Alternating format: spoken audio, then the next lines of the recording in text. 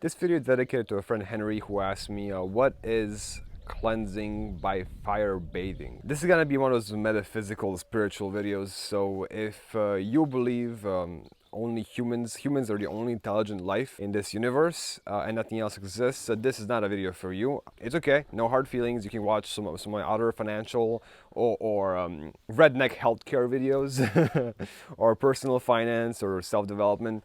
This video is going to be, on the edge of, metaphysical, spiritual stuff, which is kind of considered, hippie woo-woo. So this guy called Todor Peshevsky, if I'm saying it correctly, is a super enlightened local guy I've been watching videos from, and I was very blown away by his level of understanding of the truth. He's, from my understanding, he's a hobby archaeologist, so he was studying sites which should not be studied and are not allowed to be studied publicly. Now, this, he later learned that there's reasons they're not letting archaeologists dig up these sites because they contain lots of information which contradict modern history or pretty much any history. It's kind of sad that most history that we study in school is very, very, very biased, if not completely wrong or made up. But I'm not gonna get into that in this video. So he was able to, over time, working on his spiritual self and his basically scientific, logical self, come to information that our ancients used to really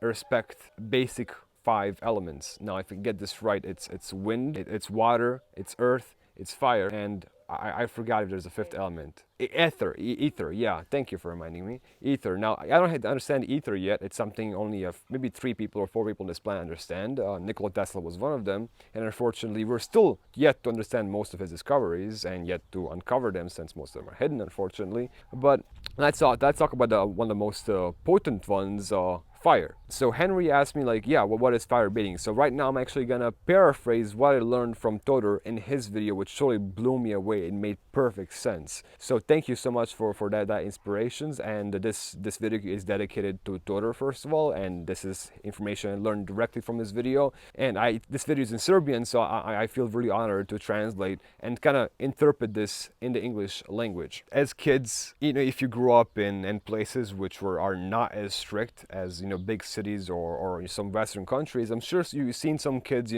make fires, play around, jump over fires. And if you grew up in a really easy, chill location with chill parents, they probably let you have fun and jump over fires too. Now, throughout the last 100 years or last 10 years specifically, making fire has been mostly forbidden, and this you're gonna learn why in very shortly. This is actually something our ancients used to do basically in a regular interval, like maybe not specifically jump over fires, but I'll explain how they did this. Basically, like once, twice a month on every major holiday, they would make these giant fires and, of course, sing, dance around them, and even jump over them. Now, what this does is when you jump over fire, since a fire, and I'm paraphrasing what Todor said, is an electromagnetic phenomenon, meaning it's actually not as hectic, as dangerous as most of us are led to believe. It's a phenomenon which matches our electromagnetic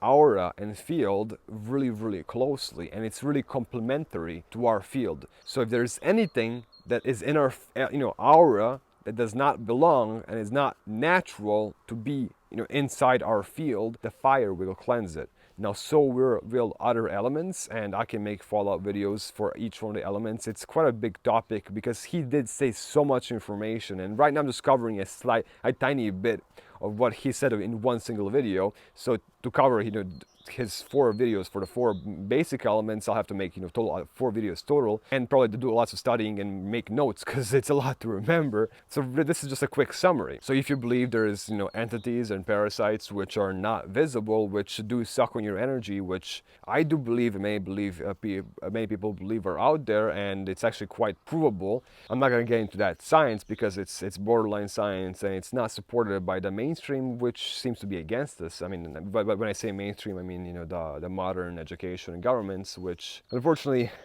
I don't think is doing the best things in the best interest of the people, but in the best interest for them. We'll talk about that maybe in a later video. I don't want to be too an anarchist in this video. I'll just talk about health. So what ended up happening is, if there's an entity which most people actually have some sort of parasitic entity that's not visible, that's sucking on on one of our energy bodies. And like many really ancient mystics and knew this, and that we're rediscovering right now, is that not only the earth, but we as well have many energy bodies, not just this. This is just one. This what we see and feel and touch, the material things, is just one of the energy bodies that actually exists. I believe there's 7. It matches the 7 chakras, but I'm still learning this myself, and so don't quote me on this. It's something I'm still really curious about. And when there's this entity which is sucking on your energy, it gives you not only lower energy levels, but also sometimes, if I understand this correctly, injects thoughts into your self which you believe are yours. So sometimes you may have a big amount of suicidal thoughts. They're not yours. It just doesn't seem like something you would think about, yet you think about it constantly. Well, what if it's not you? What if it's some outside entity or outside thing that does not belong to you, that needs to be removed, almost like a cancer? Now, how these actually function, I don't understand, but this is what you can do. You don't have to actually make a giant bonfire and jump over it. Here's a quick do-it-yourself, even if you're in the city, even if you're in an apartment. So what you do is you need a semi-long stick. So it could be a piece of wood. It could be like one of those big forks for grilling, or anything that's metal or wood, or something that burns naturally or does not burn at all. Don't use plastic, obviously, because it melts and it's pretty dangerous. So based on some sort of flammable wood or non-flammable metal rod. And then you take a piece of cotton. A cotton you can be taken from an old shirt. Just make sure it's 100% cotton shirt, or from some rags for cleaning the floor, or whatever you have that's just pure cotton. Pure cotton's all around this. It can be very easy to find. Most towels are pure cotton, so you can use an old towel and cut a long piece of towel. And you, on the edge of this rod, you make a makeshift how do you say that? Bakya.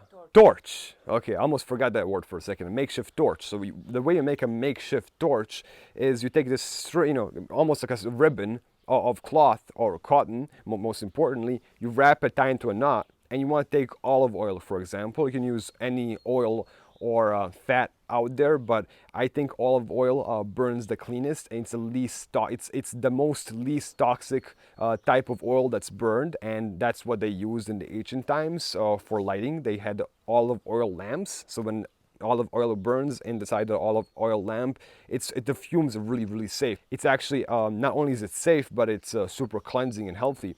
So you dip it in oil, or drip some olive oil onto it, and once it starts dripping, once it sucks in like a sponge this olive oil, you want to make sure it's not dripping around. You light it on fire. The great thing about olive oil is it can only burn if it's on cotton. If you spill olive oil, it cannot catch fire. It's almost like diesel. You can literally take a match that's on fire and dip it into a glass of diesel. It's gonna put out the fire. It's not gonna catch fire like a gasoline. Gasoline is extremely dangerous. Like just the fumes. If you're you can take a bottle or a glass of gasoline, take a match. You won't even get close. It'll just spontaneously combust. It's very dangerous. This is where these olive oils or any healthy oil that's cold pressed or extra virgin will work perfectly. Or even if you want to use diesel, I don't recommend diesel. The fumes are not as healthy. So you literally just light it inside your bathroom.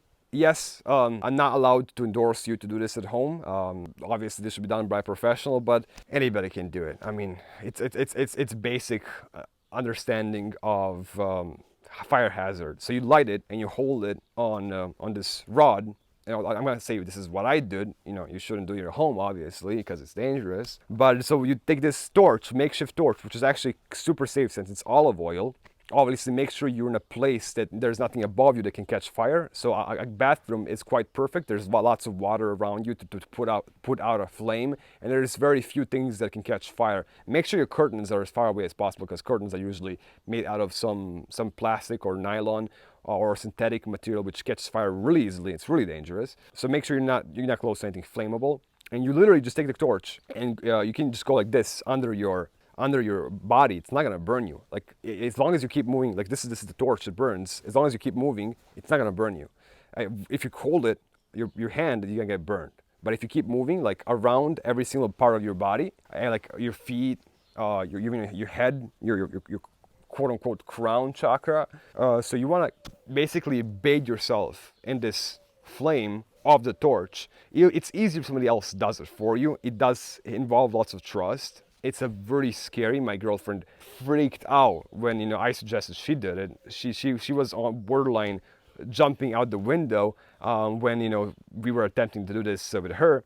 I was super chill. I was able to like trust the fire, not be afraid of the fire. So I like when I cleanse myself and she helped me cleanse myself. So as long as you're more than an inch away from your body when you do it, and keep moving, don't keep the fire under any part of your body for more than like millisecond or half a second, you'll be fine. So this is actually, in my opinion, really safe. Now, if you don't feel comfortable, obviously don't do it. If you're a crazy hippie like me or a crazy redneck, by all means, go burn yourself. It's really hard to burn yourself with a gentle flame of an olive oil torch. It's one of the safest torches, if you ask me.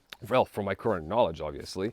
And as long as you go literally around cover most of your outside, skin, at about an inch away, what's gonna end up happening is you will cleanse your entire aura around your body out of any parasitic entities.